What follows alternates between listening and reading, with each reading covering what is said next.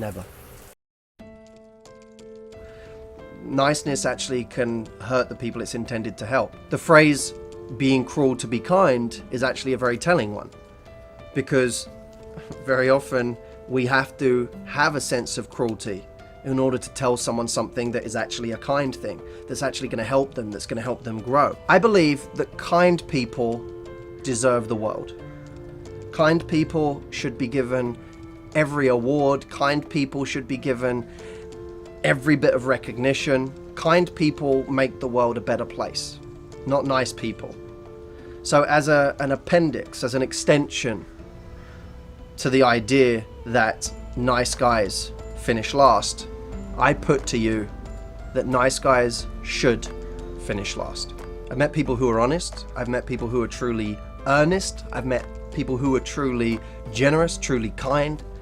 I never met someone who was truly nice. I find that people who say they're nice are using it as a euphemism for being spineless, bending on their standards, never rocking the boat, compromising to everyone around them, being the lowest common denominator of any group they're in so as never to offend or inflame. Not only is that unimaginably boring, but it also describes someone who you don't know who you're dealing with. You don't know what they're really feeling. You don't know what they would really like to do. You ask them where they'd like to go to eat tonight and they won't tell you. You ask them what they'd like to do this weekend and you won't get a straight answer. You ask them if they were okay with that thing you just did that really annoyed them, and they say it's fine. They're not honest about their feelings about other people. They're not honest about the things that aggravate them or annoy them in life. They tend to just keep things on an even keel the entire time. I think we should stop seeing it as some sort of noble word or some sort of noble human trait. I don't think it is a noble human trait. As I'm thinking about this subject, I think about the film, The Mask.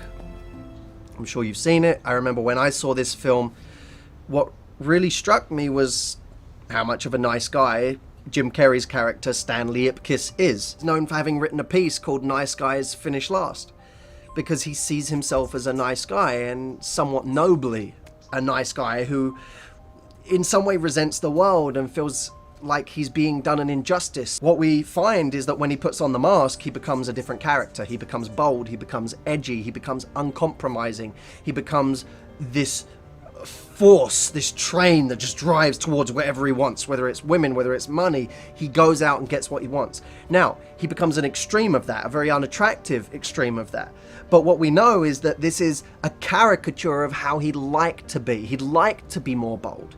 He'd like to be more adventurous. He'd like to be more edgy. He'd like to step on someone every now and again when they trod all over his standards. He doesn't like who he is the rest of the time. He doesn't like when he's a nice guy. He hates when he's a nice guy. He hates that version of himself. He doesn't respect it. And that's what happens, by the way, to nice people, I find. They don't stay nice forever. They actually become bitter or resentful because they get angry at the world for treating them badly. How can you treat me badly when I'm trying to please everyone all the time? Secondly, they get angry at themselves because they can't believe that they would allow themselves to be walked all over. They get angry that they allow people to step on them when they should be out there going and claiming what they want. The really insidious thing about niceness is that niceness can actually hurt the people that it's intended to please. You're not honest with the people that you're trying to please. You don't give them the opinions they need to hear to grow, to change. You don't cut someone down when they need cutting down. You don't demand more respect where you need that respect and thereby teach them a lesson about you.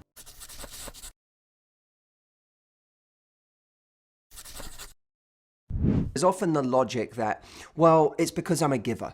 It's because I'm a nurturer by nature, so I like doing those things for people. I like showing up for people. It's just who I am. I'm a very loving person. I don't want to cause pain to those people. I love those people. And anyway, I can handle it. You know, I'm a giving person, and yes, sometimes they do things that upset me, but I can live with it. It's okay. But of course they can't, because it's like this slow drip torture where eventually you suffer so much in your resentment that that's when that extreme reaction comes about. Here's what's interesting to me.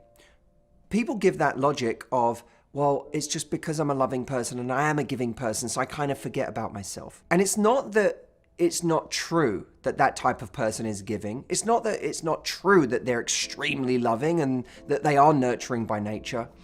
But sometimes that becomes an excuse for something else that's going on, which is that what's really happening underneath all that is that the amount that they're giving to someone else, they don't truly feel worthy of.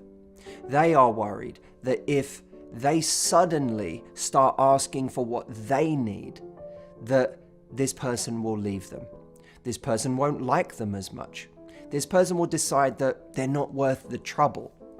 And so they hold back these needs. In doing so, they deprive both them and the other person of a deeper relationship, because you can only form a depth of relationship out of honesty. And when you're not communicating your needs, it's actually a form of detachment. You're creating a wedge between you and somebody else because they don't really know you. They don't know your mind. They don't have a chance to connect with you more deeply because you're not placing trust in them to be able to handle who you really are. It's also depriving somebody else of the opportunity to grow.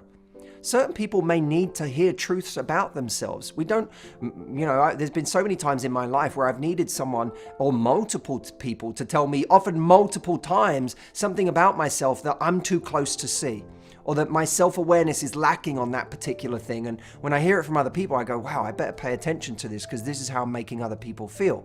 I've needed the honest people in my life to tell me that. And I haven't been able to rely in those moments on the people pleasers in my life who don't tell me the truth. I've had to rely on the people that tell me often very unwelcome things about myself, but things that ultimately allow me to grow. And although that may cause me pain in the short term, it does allow me to grow in the long term.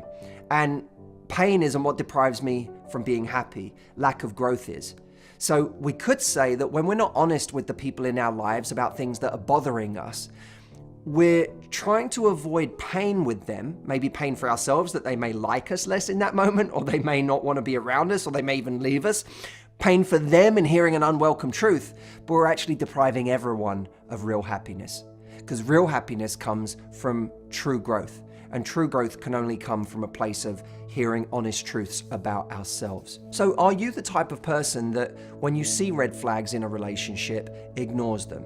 Are you someone who often brushes things under the carpet when someone does something that you don't like, or you feel violates your boundaries or fell beneath the standard you would like to have for yourself? I always think we have to convert our wish list, the things that internally I wish this person would do this, I wish this person would do that. We have to convert our internal wish list into an external standard.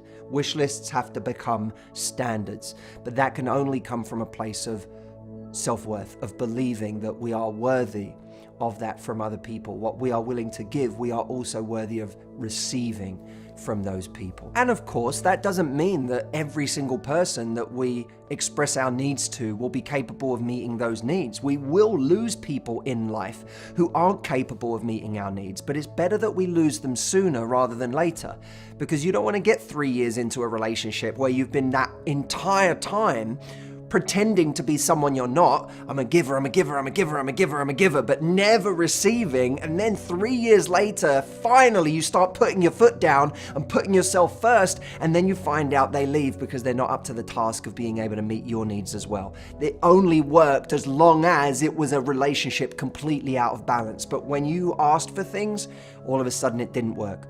And I know many of you out there will have experienced this. Well, you don't want the pain of finding that out late into the mature stages of a relationship. You want to find that out now, which is why it is imperative that, yes, be the giver you are. Don't hold back. Give your love freely. Be that person who can show up for other people. Be nurturing. You don't have to rein in all of the ways that you give. But you better be brave enough and honest enough at the same time as giving all of that to also ask for what you need, to point out where you don't like something, and to explain to people what